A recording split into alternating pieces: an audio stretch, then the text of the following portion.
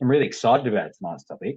It's the magic nutrient that is magnesium. Now, today, I just hope you get a much more in-depth understanding of truly how amazing magnesium is, and hopefully bring some awareness around what foods contain it and if it needs to be supplemented, and honestly, why. And they're the two kind of real takeaways I want from today. So let's start there. Like, what is magnesium? Well, it's an essential dietary mineral, and it's the second most abundant mineral in the body. So that's pretty exciting. It's actually involved with over 300 different cellular processes, and the stats say it could be much, much more than that. So essential meaning we need to get it from our diet. So what are the benefits? Well, it has a whole host. We'll go through just a couple. It decreases blood pressure and helps with the vasodilation of blood vessels. It increases insulin sensitivity, so it's actually needed by the pancreas to produce insulin. It calms anxiety and nervousness. It can actually help block certain neurotransmitters and helps regulate cortisol. It has protective properties for mental health, plays a really essential role in nerve transmission and neuromuscular conduction. It improves exercise and performance. And probably the big one, it has been touted as a really beneficial sleep aid. And it can really calm and relax the nervous system. So we won't delve into all of those today because there's so many magnificent things, over 300 and counting, that magnesium does. But there are some key things that I want you to take away and some focuses on why we love magnesium and the true benefit that it's going to have in improving your health. So let's look into some stats. Well, some fun ones. 6.1% of adults actually get in their recommended both fruit and vegetable intake, which is mind-blowingly low. And we'll find out in a second that one of the sources, which there are many, of magnesium is from our fruit and vegetable intake. In Australia alone, the stats say minimum 50 up to about 70% of Australians will have some form of like low intake of magnesium leading to deficiency. And in the States, 75% of the US population don't get enough magnesium from their diet alone, which is mind-blowing considering it's the second most abundant mineral in the body and is involved in so many processes or cellular processes for us to have optimal health. So you're welcome, Rob, back. How much do we need? Well, the recommended daily intake is 320 to 420 for females and males respectively. But we'll dive into whether that's going to be enough as we go along today. So if it's involved in so many things, well, why do we need magnesium, and like why are people so deficient in it? And one of those big reasons is we're not getting enough fruit and vegetable intake in. Clearly, 6.1%, that's astoundingly low. It actually blew me away with how low that is. And that's just to meet the recommended intake, which is not for optimal and preventative health. That's just for not being unwell, which is a pretty low bar, and we're not even meeting a pretty low bar. So things like, if we actually look to where we grow our vegetables, one of the reasons that our food is reasonably suboptimal these days, and the soil in which we grow it in is lacking nutrients these days. Up to 50% less magnesium stored in our soils, especially the top soil, due to modern agricultural processes, which are built around increasing yield, which makes perfect sense. But in those processes, it can decrease the quality of the soils and what's actually happening in them, which is needed for the vegetables to grow so that some of those nutrients go into the vegetables that we hopefully eat, which is one big takeaway. They're also sprayed with a whole bunch of different chemicals, pesticides, herbicides, which again increase the longevity of the said nutrient or vegetable. But what they don't do is increase the health of what we're eating. A couple of other things that we really need is our magnesium levels actually increase under certain scenarios, and strenuous exercise being one of those. Really big energy demand requires more magnesium to be used, and we'll go into why in a second. Chronic stress, which we would tout that most people have reasonably high levels of stress these days, and we think of the general day-to-day living with high work pressures, high urbanized environments, lots of traffic, working late into the night, lots of screen times, and then on top of that, a lot of the highly processed foods that we eat are all heavy stresses to the body. And this chronic stress leads to a lot of excretion of magnesium through the kidneys. There's a lot of excess coffee to deal with those stresses, and there's a lot of excess alcohol to deal with those stresses, and the amount of coffee that we have, which both play a role in urinary magnesium loss as well. And a lot of our processed foods are high in sodium, and high sodium intake also increases magnesium losses. So there's a whole whirlwind of reasons why we're more nutrient deficient and not getting as much magnesium as we would like everyone to get. So what does mag deficiency sort of look like? Well, they're pretty common symptoms, which doesn't surprise me that people potentially they'd potentially think there's something else. There's a reduction in appetite. There's some nausea, in more severe cases, some vomiting, fatigue, and definitely general weakness, especially musculoskeletal. You can often have muscle cramps or nighttime twitchy legs, I think they call them. But it can lead to things like irregular heartbeats due to the nature of the processes in which magnesium and the functions that it actually helps with. And how it does that, it's actually a cofactor to a lot of enzyme reactions. And so it plays a really, really, really integral role in those processes.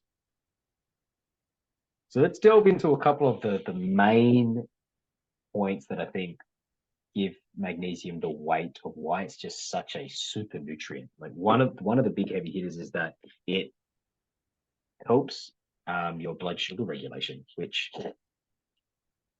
blood sugar, one of the key metrics in either improving your health or not improving your health, and it leads to a whole bunch, and it leads to a whole range of stresses and a roller coaster of hormonal dysregulation, nervous system fatigue, and lots of adrenal output. So it's an absolute must in terms of optimizing your health.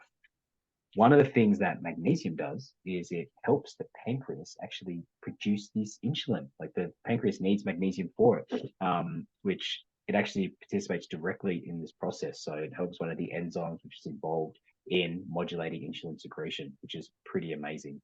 And then obviously this insulin is needed for the cells to respond effectively so that we can get the blood sugar out of the blood into the cells and out of the bloodstream. And magnesium is amazing that it actually makes the cells more sensitive to this insulin, which is unbelievable and an amazing benefit of having enough magnesium, if not having some magnesium in your meals. It's just amazing for the body. Let's just put a full stop there. But in terms of that, we mean movement, we mean performance, we mean recovery. So it's a critical factor in the production of ATP, which is one of the energy providers for the muscles. It's the fuel for muscular contractions. And what do I mean by that? I mean ATP, I mean adenosine triphosphate. To get it to biologically active, you need the magnesium to bind to that ATP for the body to be able to utilize it, which is amazing. It's also essential for healthy muscles. It helps keep them strong and flexible, which we all want to be strong, and we definitely all want to be flexible if we're looking for ongoing good health and utilizing our body. But without enough, the body just becomes much less efficient, and especially the muscular system, much more prone to fatigue. And when you're prone to fatigue and you're tired, you're definitely more prone to injury, which is everything we're trying to avoid. It helps to maintain the electrolyte balance in the body, which is essential for proper muscular function. It does a few other things. It's going to help reduce inflammation and improve blood flow, all things that improve muscular recovery, which is why it's one of the number one touted supplements to help recovery. So at a minimum, if you're training I'll tout any training, any movement, it would be beneficial, let alone any form of strenuous cardiovascular endurance work, if not leading into strength training.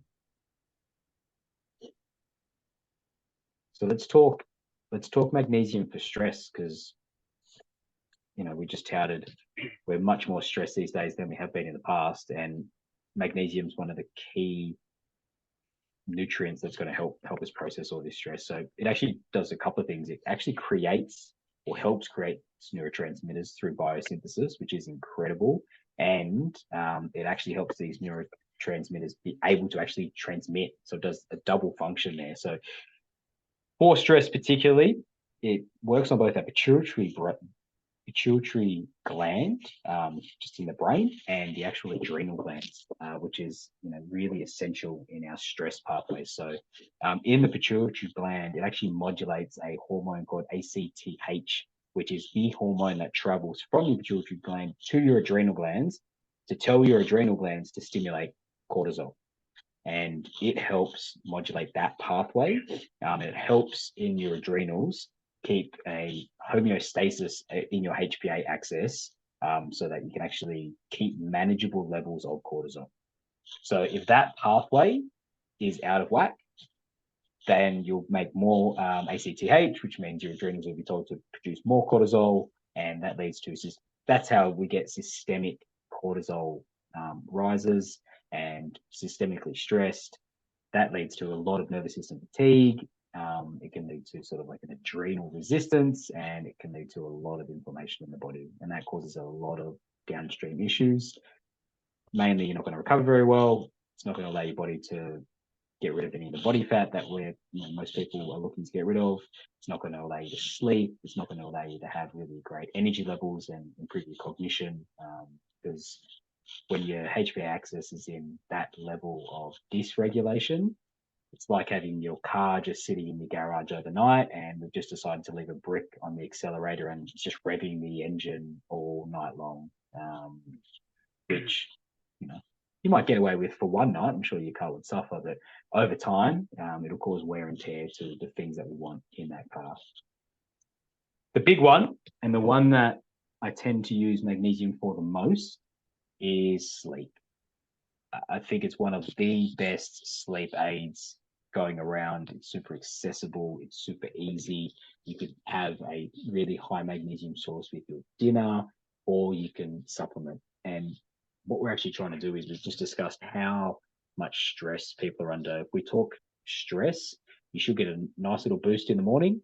It's actually really positive. Your adrenals should tell your body to wake up and start doing things for the day. That's one of the key benefits of the stress system.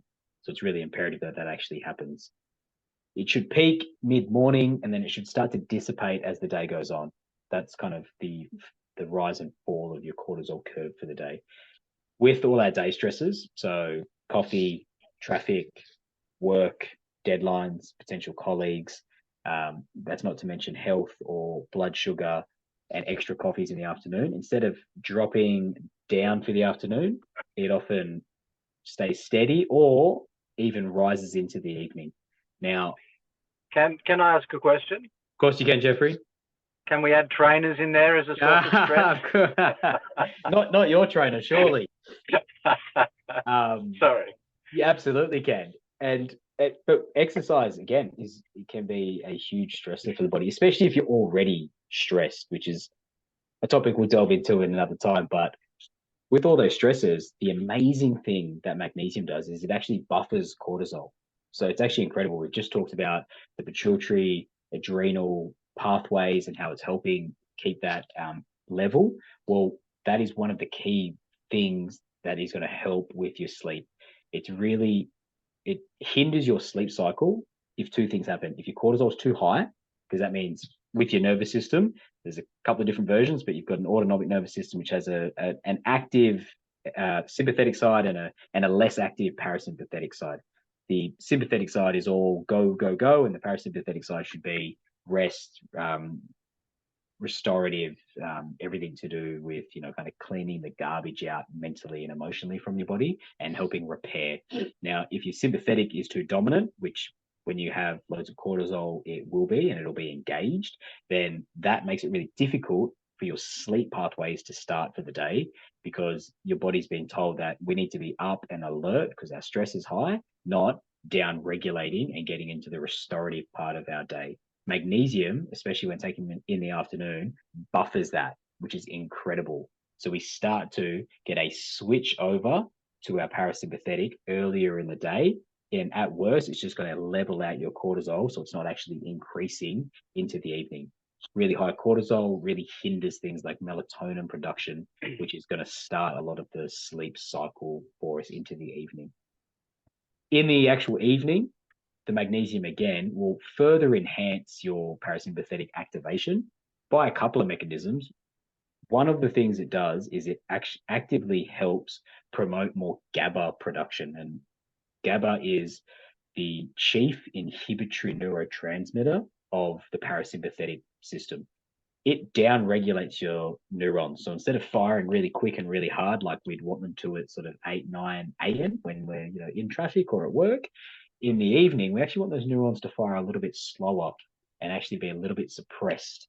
And that helps your mind down regulate to then get into a sleep pattern that we can actually get through all the benefits of sleep. Too much cortisol hinders that ability to even be in the nervous system state to promote that. And magnesium's going to do both buffer and promote all at the same time. So you get twice the benefit from one nutrient, which is unbelievable. So anybody got any thoughts and feelings around that, around anything that's been discussed so far, let alone the sleep that we were just talking about? I think the sleep side, I've just been thinking, because I'm working tonight, and I've been often I'll take magnesium in the evening because work, you get, stressful, get really wound up, and then it's hard to wind down. From what you're saying, it sounds like it might be worth maybe taking the magnesium rather than waiting till 11 o'clock tonight, taking it at 8 o'clock or something at work. So it's actually working to down regulate even while I'm in the stressful work environment. Would that be correct? Yeah, 100%, Jeffrey. I'd even say potentially sooner, like knowing what your schedule's like, I'd take one at around 4 to 5 p.m., especially if you're doing a slightly later shift, just to help buffer any of that pre-work stress. And we're trying to help the pathways not get overwhelmed, and that earlier magnesium will do that. And then I'd definitely take one around 8, 9 o'clock as well as. What time do you finish this evening? 10:30. Yeah, and then I'd potentially take another one at 10:30 or 11. And each one of those is trying to buffer some cortisol, help your nervous system get some relaxation and not be so stimulated. And then the one at 10:30 or 11, or you could get it just as you get into bed, all that's trying to do is really promote as much parasympathetic activity as possible once your work shift is done, so that we can then give your body the best possible chance to get into the deeper layers of sleep in a non-ideal situation, which is working in a stressful environment with what you do late into the evening. And we're going to use magnesium to help buffer and give us help buffer as much stress as we can, down regulate your nervous system and increase your depth of your sleep throughout the morning. Sounds much better than what I did last night. I took a couple at 11 o'clock and then I just kind of lay down like, come on, kick in. It's a good pickup though, because magnesium's incredible, but I often think it's the cherry on top of a cake, which is a shocking analogy for a gym, but it is the top of, it'll get maximum benefit from pairing it with a yin-based activity. So pair it with something that's going to down regulate your nervous system, breath work, meditation. It could be an audio book, it could be journaling, it could be reading, it could be some stretching. Anything in that realm is particularly good. And then when you're already in that state, it really allows magnesium to flourish. Really, really amazing.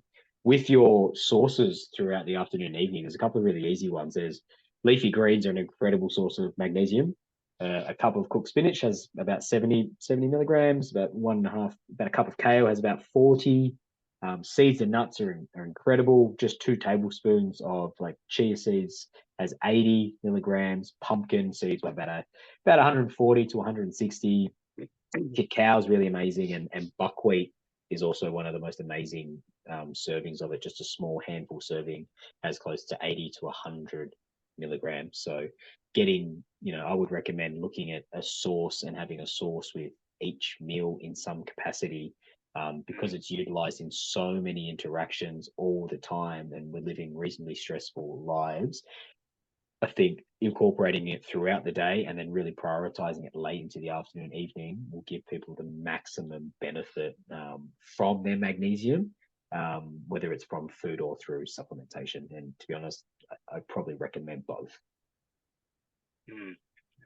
On the topic of supplementation, there's a whole bunch of different versions, which I know gets people pretty stressed out about what magnesium should I take and what does each one do. It's pretty simple. Like a standard dosage is have 200 milligrams at 4 o'clock, 5 o'clock in the arvo, and then another 200 milligrams at 8 or 9 o'clock in the afternoon, in the evening. And I would say have your magnesium with a fat source because it's much more bioavailable and absorbs a lot better with fat than it does on its own. So that's a really key way to do it. And I would normally put my 4 o'clock-ish magnesium just with a snack. It reminds me to have a snack, set an alarm on my phone, pair it with my magnesium. I know I'm doing the best possible thing I can to maximize its effectiveness and promote the thing that I actually want, which is a reduction in stress and promotion of sleep later in the day. But onto the actual magnesiums themselves. So probably my least favorite version is a magnesium oxide. It absorbs the worst, to be honest. It's got the least amount of bioavailability, and it's mainly in a lot of the cheapest versions of magnesium, because it's a really cheap alternative filler. So gives people a lot of diarrhea because it doesn't actually absorb very well. So that would be my least favorite version. There's a few really good ones though, and glycinate would be right at the top. So it's bounded to glycine, which is a non-essential amino acid, and it's one of the most bioavailable forms, up to sort of 95% bioavailable, which is unbelievable. Wow. It's really incredible, and it has minimal laxative effect, which is really important, which is in terms of supplementation and overeating a nutrient, a bit of nausea and diarrhea are the really key downsides to them, and the ill effects that can happen, which in the scheme of things aren't the end of the world. Not amazing when you're doing it at a time, but yeah, if you're ever suffering from a really heavy bout of constipation, then potentially a magnesium oxide would be incredible. But standard glycinate is my go-to, with a nice glycine molecule in there, which helps to treat. From anybody suffering fatigue, a malate is really amazing.